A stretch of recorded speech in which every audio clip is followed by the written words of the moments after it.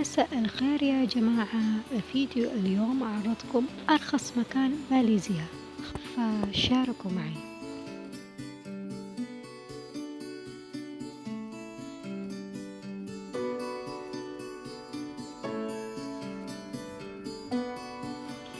أنواع الكريم القف أسعارها 20 إلى 10.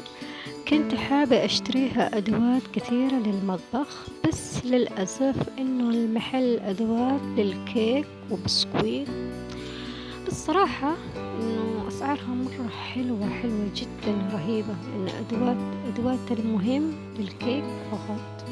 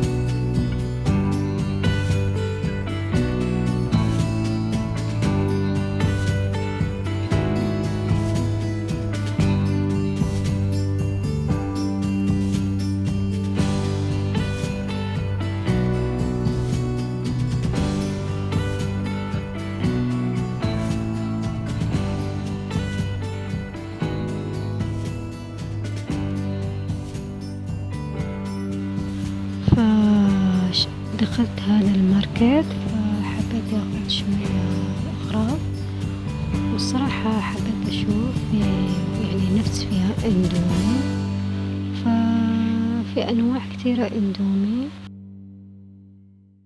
وأخذها.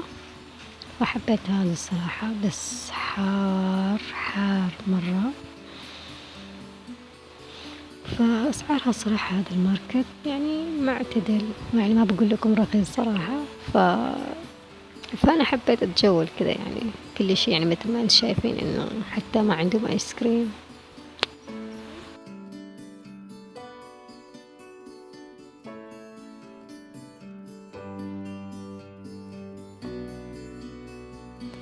يا سلام، المطر، الدنيا مطر.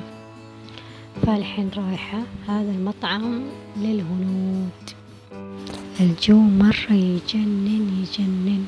يا سلام. إذا عجبكم الفيديو أتمنى تسووا لي لايك، وإذا جديد عليكم تضغطوا زر الجرس.